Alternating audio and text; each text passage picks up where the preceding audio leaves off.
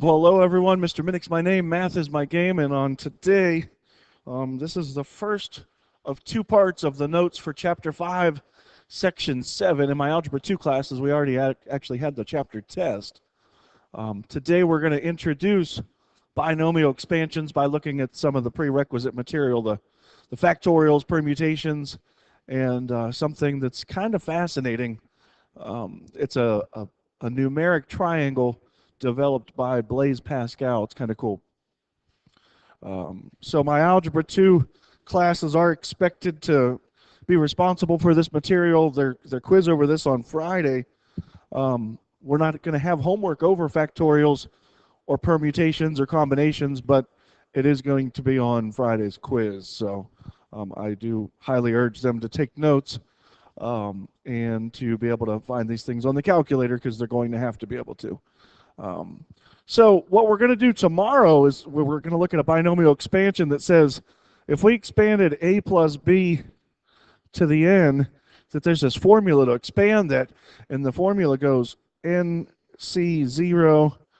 a to the n plus nc1 a to the n minus 1b plus nc2 a to the n minus 2 b squared plus some more stuff. And then eventually the last term in this expansion is ncn b to the n. The term before that is ncn minus 1 ab to the n minus 1. And the term before that is ncn minus 2 a squared b to the n minus 2. So the formula that we're going to see tomorrow is really, really scary. And it's scary because, frankly, I think because of these. And so today what we're going to talk about is what exactly those things are. They're really not that difficult. And the cool thing is they can actually be found in Pascal's triangle. So although you could compute them by hand, and we'll cover the formula for computing them by hand, you can actually find them in Pascal's triangle. So more good news is that you're not responsible to know that formula, but you will need to be able to apply it and expand binomials. So knowing the big scary formula is not imperative. Being able to use it is. So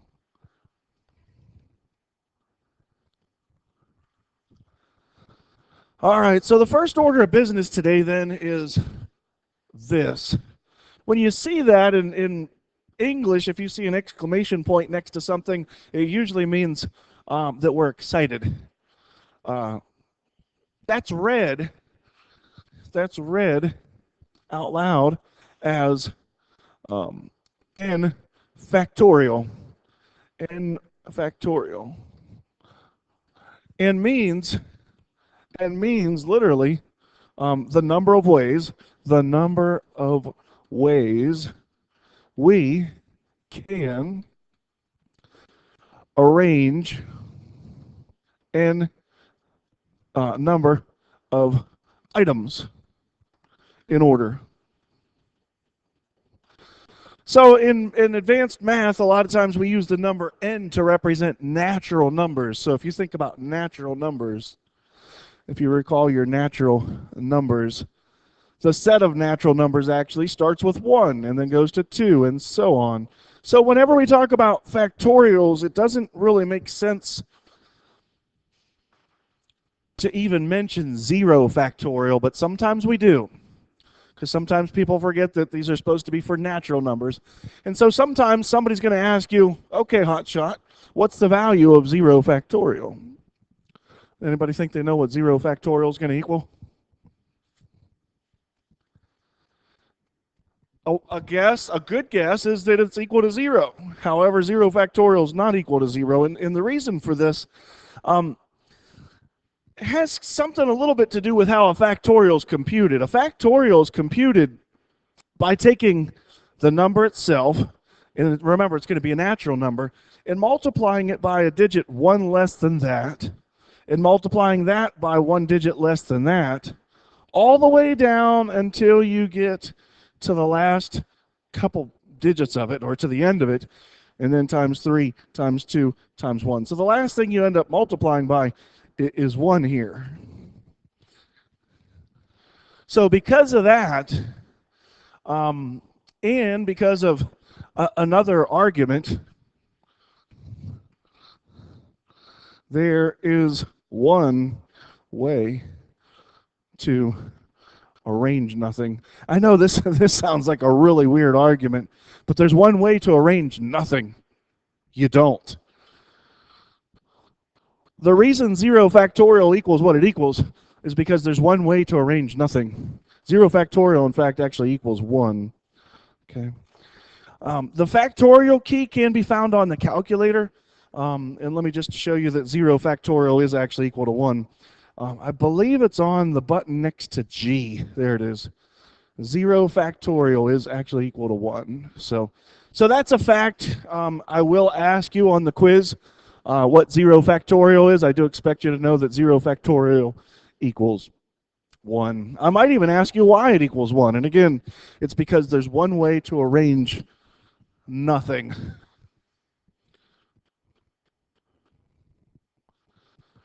So a lot of times when I teach this lesson, I use 4 letters, and I see how this can be applied to arrange 4 letters. Do you want to see that? The classic example I always use? Okay. So the first example, then, I'll say something like this. Example 1, how many ways can we arrange the letters C, F, K, and U? How many ways can we arrange those letters? And in mathematics, sometimes the best way to do this, to get the answer, is to actually write out the entire sample space. Sample space is something that shows every single possibility. Okay, there's this thing called sample space. Sample space is all the possibilities, or all the possible outcomes. And if you take the time to write it, you're going to get the answer, undoubtedly. So we could do this. We could start with the C and the F and the K and the U. So there's 1. Then we could start with the C and the F and the C and the F and the U and the K. And then we would have C, K, F and U, and C, K, U, F. If we still start with C, I guess we could start with C, U, F, K, and C, U, K, F. So if we start with the letter C, I think it's pretty clear that there's 6 ways to do that, right? But there's more ways, because we could start with the letter K. So maybe we'll start with the letter K now. If we start with the letter K, we could have... So if we start with the letter K, we could have K, C, F, and U, and we could have K, C, U, and F, and we could have K, F, C, and U, and we could have K, F, U, and C, and we could have K, U, K, U, C, and F, and we could have K, U, F, and C. So if we start with K, there's another 6 ways that we could arrange those letters. But the sample space is all the possible outcomes. Should I continue? Okay, here we go. I like the letter U, so we'll start with U. U, C, F, K. U, C, K, F. U, F, C, K. U, F, K, C. And U, K, C, F. And U, K, F, C. So there's another 6 ways. So it looks like there's 18 ways that we could arrange those 4 letters. But there's more. I got to start with the letter F, okay? So start with F. So we'll have F, C, K, and U, and we would have F, C, U, and K, and we would have F, K, C, and U, and F, K, U, and C, and F, U, K, and C. So if I'm counting this right, there's 1, 2, 3, 4, 5, 6, 7, 8, 9, 10, 11, 12, 13, 14, 15, 16, 17, 18, 19, 20, 21, 22. There's 23 ways to arrange those four letters. 23 ways to arrange these four letters. So what this means is that 1, 2, 3, 4 factorial equals 23. Now you and I both know it's not 23, but I'm not going to write that word on the board. Okay, but I did hopefully get your attention today. And so if we did 4 factorial, that's how this would look on the calculator. This would be 4, and that button's next to G. 4 factorial, you and I both know that it's really 24, because that's 4 times 3 times 2 times 1, and it's 24. Okay. So far, so good? So there is going to be a question on Friday's quiz about license plates. And there's this phenomenon called the MCP. That stands for the multiplication. Well, that's a long word. Multiplication counting principle. I think I'm not sure if it's principal or principally.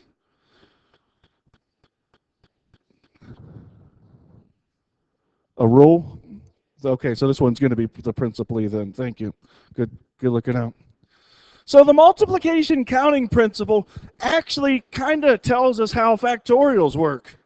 It says if there are A ways, I know that's kind of weird, but if there are A ways to choose the first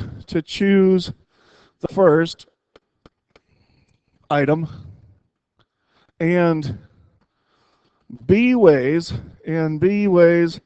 to choose the next, then there are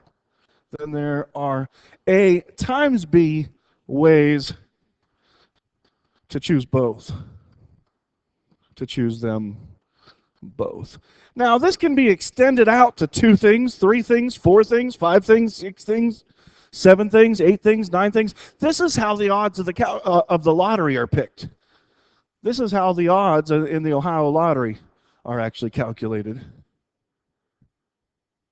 So if we go back to the letter thing where we're arranging the letters C and F and K and U, if you think about it, on our first choice, we have 4 letters to choose from. On our second choice, how many letters do we have to choose from since we've already picked one of them?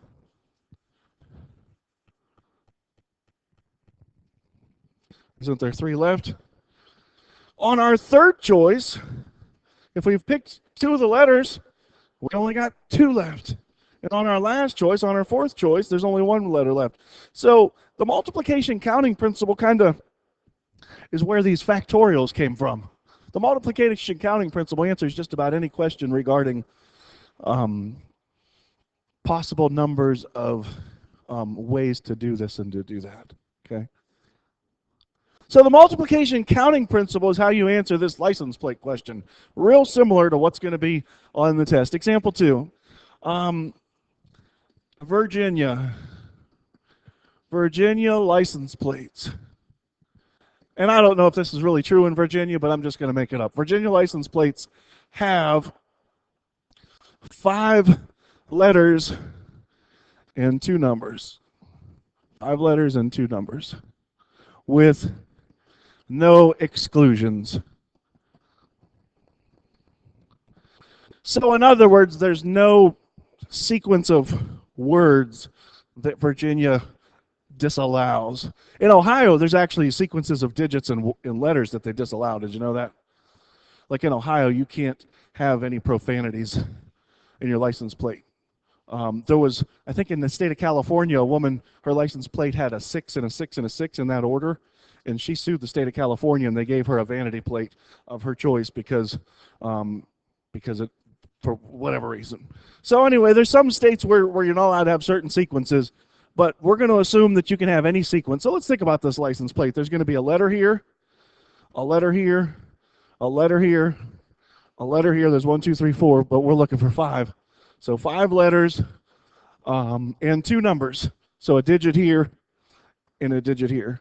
So how many choices do we have for the first letter if we're making a Virginia license plate? 26, good, because we're in America. The alphabet goes 1 through 26, so 26. Now remember, there's no sequence that's disallowed, so how many choices do we have for the next one? 26 again. And hopefully you get the idea, then for the next 26, and for the next 26, and for the next 26. Now this is where it gets a little weird. Some people have a hard time counting, but we're going to have a single digit here, and our digits go 0, 1, 2, 3, 4, 5, 6, 7, 8, and 9. So how many choices do we have for our digit? 10, good. And then for the other digit, still 10, because we're not disallowing any sequence. So we would have to, so the question is, how many plates are possible? How many plates are possible? How many plates are possible? And to answer that, we would have to multiply out 26 times 26 times 26 times 26 times 26 times 26 times 10 times 10. It's going to be a big number. It's going to be a lot of license plates. Let's see. 26. Should I do 26 times 26 times 26, or is there a faster way? What can I do to save a little bit of time? 26 to the, there was 5 of them. So let's raise that to the 5th then. And then times 10 to the, I guess times 10 squared, huh? So in Virginia, they could make that many license plates. That's a lot. That's a lot. Let's see. It's 11, is that 11 billion? 1188137 1188 137 600 137 600 1 billion. They could make 1 billion license plates in Virginia. I don't think there's a billion people in America. But anyway, that's the idea. There's going to be a question just like that on Friday's quiz. You are responsible to be able to answer one like that. Any questions about that?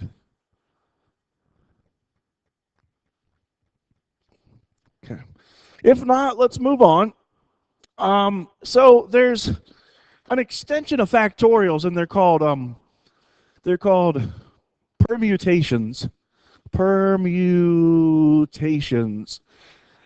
And in a permutation, what the deal is, you got to remember that we're talking about putting things in order.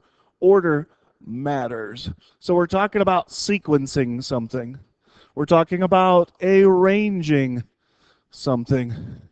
We're talking about ranking something, such as class officers. If we think about class officers, a class president has a higher rank than a class vice president, and a class vice president has a higher rank than a class treasurer. So the permutation formula, N stands for the number of items. R stands for the number of items picked or chosen. R stands for the number of items that we pick or that we choose. And one thing that should happen is the number R should be less than N. Okay? It really doesn't make sense to talk about picking all of them, because if we do, whenever R equals N, what we really have is a factorial. Okay, so it really doesn't make sense to talk about picking all of them, and you'll see that when we see the formula. Also, we shouldn't be picking just we shouldn't be picking nothing. We should be at least picking one item. I'd like to give a shout out to Mr. Walker for being such an awesome guy. All right, so the formula, here it is. It's not very pretty. The good news is you don't have to memorize it, but NPR can be calculated by taking n factorial divided by n minus r, the quantity factorial. So that's the formula. You don't have to know it. I will ask you to compare this to the combination formula, so it's not a bad idea to at least write it down, because we're going to look at this with the combinations formula side by side. And you will be asked a question kind of like this. We're on example 3. Example 3. Out of 25 students, how many ways are there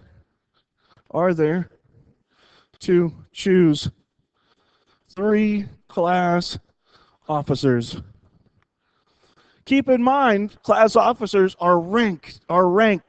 They're ordered. They're sequenced. They have to be. It's a difference whether somebody's a president, a vice president, or a treasurer. Are there just 3 class officers, or are there 4? Is there a secretary too? At La Brea there was 5. For our example, would it be okay if we just went with 3? Okay, we'll just go with 3, even though there's probably more than 3. So the deal is then that this 25 is our n. That's how many things there are. This 3 is our r. That's how many things we're picking. So when we go to plug into this formula, NPR, that's going to equal n factorial over n minus r, the quantity factorial. So that's 25 factorial divided by 25 minus 3, the quantity factorial. Now, one thing that I mentioned earlier is the multiplication counting principle explains a lot. If we simplified this expression, this would be 25 factorial over 22 factorial. And if we actually expanded this out, we could see the development of the counting principle. The counting principle is going to show up because it explains everything related to counting things like this. The way these factorials work, this is 25 times 24 times 23 times 22 times 21 times times 3 times 2 times 1 all over 22 times 21 times times 3 times 2 times 1. Does anybody understand how cross-canceling works? If you understand how cross-canceling works, you'll realize that the 22 times 21 times all the way down to 3 times 2 times 1, all that stuff cancels. So the way that this is really calculated, it's just 25 times 24 times 23. And that's the counting principle. That's the multiplication counting principle. 25 people to choose for the first one, 24 for the next, and 23 for the last one. So on the calculator then, if we punch that in, let's see what happens. 25, try to use it, 25 times 24 times 23. So that's 13,800. Now, the way the permutation works on the calculator, you just type in NPR parenthesis, and then we'll put 25 comma 3 in there, 25 comma 3, and we get the same thing. So on the calculator, you might want to jot this down. On the TI Inspire, it's NPR parenthesis N comma R in parenthesis. Okay, that's the command you just type in on the TI Inspire.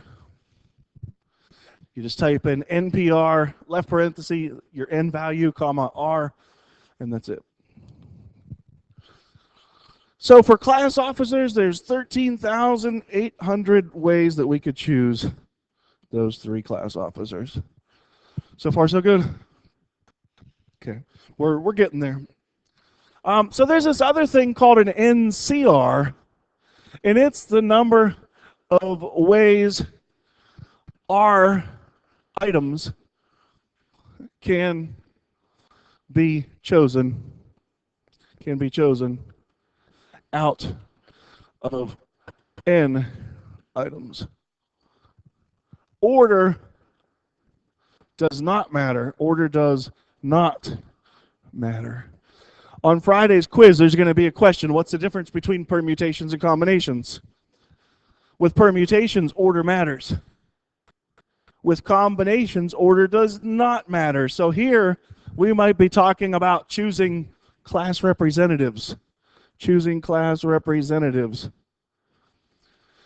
The order in which the representatives are picked isn't relevant. It doesn't matter because one representative doesn't have more of a say than another. The formula is kind of similar. The formula, again, similarly, R is how many, N is how many there are to choose from, R is how many we're picking. We can actually pick none. Okay, so we could pick none. It doesn't make sense to talk about picking none sometimes, but we could pick none. And the R value should be less than the N, but it doesn't have to be. Maybe R is equal to N. So anyway, the formula goes like this. NCR is N factorial divided by N minus R, the quantity factorial, times R factorial. So just so that we can kind of right now, while this is up here, get a difference between the two, I'll bring up the NPR formula. NPR is N factorial over N minus R, the quantity factorial.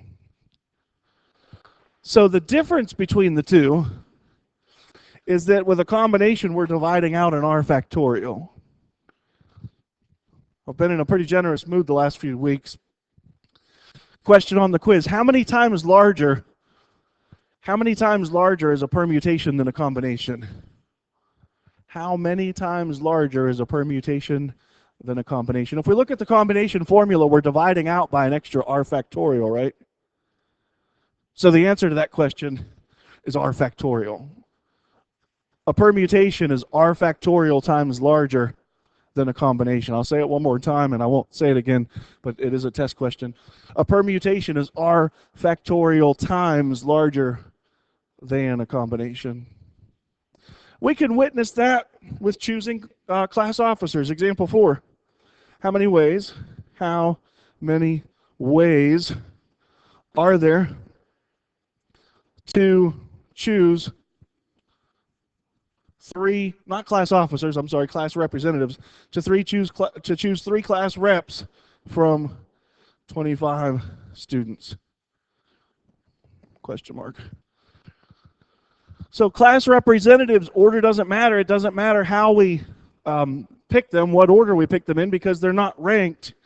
So we'd have NCR, it's N factorial over N minus R factorial times R factorial. So this is 25 factorial over 25 minus 3, the quantity factorial, times 3 factorial. So this is 25 factorial over 22 factorial times 3 factorial. So we're dividing by a little bit more. So this is 25 times 24 times 23 times 22 times 21 times da-da-da-da-da-da times 3 times 2 times 1 all over this part of it. This 22 factorial, it's going to be 22 times 21 times da-da-da-da-da times 3 times 2 times 1. That all is going to cancel like it did before. But we also have this extra little bit. We have this 3 times 2 times 1. So if we think about that 3 times 2 times 1, that's going to be 6, and we're going to be dividing by 6. So this is going to be smaller than 13,800. It's going to be smaller than 13,800. So let's see. This is start with a fraction. Try. 25 times 24 times 23 all over 3 times 2 times 1, or 2,300. If we take that 13,800 and divide that by 3 factorial, we should get the same thing. Divide that by 3 factorial. We get the same thing. And again, typing this into the calculators, NCR, parenthesis 25 and 3. And there it is. Okay. So on the TI Inspire then, we use NCR, parenthesis, N, comma, R. Okay. So again, there's not any homework over this combination permutation stuff, but I do expect you to know it for the quiz. It's pretty easy. You can use a calculator. You just got to know that permutations order matters. Combinations, it doesn't. 0 factorial is 1. And a permutation is r factorial times larger than a combination. So other than that, the last thing we need to talk about today is this Pascal's triangle business. Pascal's triangle. Really fascinating things happen from Pascal's triangle. Probably the most important thing to notice, though, is the top row isn't the first row. I'll say that again. The top row isn't the first row. The top row is actually row 0. And in row 0, all we have is a number 1. Moving on to the first row, we have a 1 and a 1. And you'll start to see this triangle take shape, hence the name Pascal's triangle. Okay, maybe I need to make that a little bit wider. There we go. Okay, so Pascal's triangle. So let's go on to row 2. Row 2 has got a 1 and a 2 and a 1.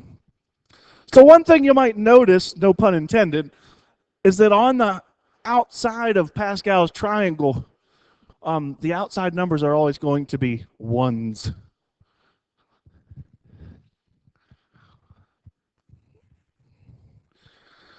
Before you jump to too many conclusions, let's look at row 2, or row 3, row 3. So here's a 1, here's a 1. Now what's interesting is row 2 has a 2 in it. Row 3 is going to have a 3 in it. It's actually going to have a 3 here and a 3 here. So there is symmetry to this. If you're into art and you like symmetry, you might appreciate Pascal's triangle. It is symmetric. If we move on to row 4 is going to have a 1 on the outside edge and a 1 on the outside edge. Row 3 had a 3 in it. Row 2 had a 2 in it. Row 1 has a 1 in it. Well, row 4 is going to have a 4 in it. Now here's where it might get a little bit weird. Row 4, in between those 4s, also has a 6 in the middle.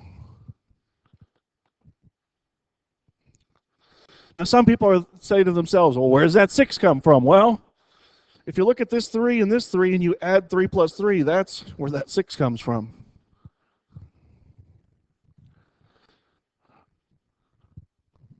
Another way to look at this is this 1 plus this 3, 1 plus 3, that's where that 4 comes from. And this 3 plus this 1, that's where that 4 comes from. One pattern that emerges from Pascal's triangle is the first row, or I'm sorry, the 0th row is 11 to the 0th power. The first row is 11 to the first power. And the second row is 11 squared. And the third row is 11 cubed. And I believe it goes all the way up to the 4th row, if I'm not mistaken. If I'm not mistaken, it goes all the way up to the 4th row. 11 to the 4th power. Yeah. So those powers of 11 work for the first 4 rows. After that, things kind of fall apart with respect to powers of 11. But this is 11 to the 4th power also. So if you ever need to raise 11 to the 1st, 2nd, 3rd, or 4th power, you can just look at the first 4 rows of Pascal's triangle. Moving right along to row 5, we got a 1, and a 1, and a 5, and a 5. So if we take 4 and add 4 to 6, we get a 10, and if we add 6 to 4, we also get a 10. So that's what the 5th row of Pascal's triangle looks like. We're going to do one more row of this, and then we'll wrap up for the day. Row 6 of Pascal's triangle has a 1, and a 1, and of course a 6 and a 6. And if we take 5 plus 10, that's 15. If we take 10 plus 10, that's 20. 10 plus 5 is 15, and that's the 6th row of Pascal's triangle. So the cool thing that I want you to recognize about Pascal's triangle is I mentioned earlier that combinations are going to show up in here. This 6th row of Pascal's triangle, starting with this 1, is really 6, choose 0. And this 6 is really 6, choose 1. And this 15 is really 6, choose 2. If you don't believe me, I'll show you. NCR, 6, choose 0 is 1. 6, choose 1 is 6. 6, choose 2 is 15. So what should 6 choose 3 equal then? 6 choose 3 should be 20. 6 choose 3 is 20. And 6 choose 4, what should that be? 15, and it is. 6 choose 5 is 6, and 6 choose 6 is 1. So the cool thing is, in expanding a binomial, we don't need to know combinations because combinations show up in Pascal's triangle. So if you just had Pascal's triangle and you had to evaluate, if you had to evaluate 5 choose 2, you should be able to evaluate 5 choose 2 just by looking at Pascal's triangle. Can anybody tell me what 5 choose 2 is? What do we got? 10, good. Keep in mind that that the first one is when you choose nothing. Like so, this one here, this is 5 choose 0. This 5 here, this is 5 choose 1. So when we talk about 5 choose 2, this 5 choose 2, we're really talking about that 10 right there. Make sense? Questions, comments, concerns, short debates. If not, that's it for today. I hope this has been informative, educational. No homework. Like I said on Friday's quiz, you do need to know how much bigger a permutation is than a combination. You do need to be able to calculate the number of license plates possible. You do need to be able to evaluate numbers involving factorials. Remember, the factorial button is next to G. Permutations and combinations on the calculator, just NCR and NPR. So that's it. Hope everybody has a great day. See you. Good.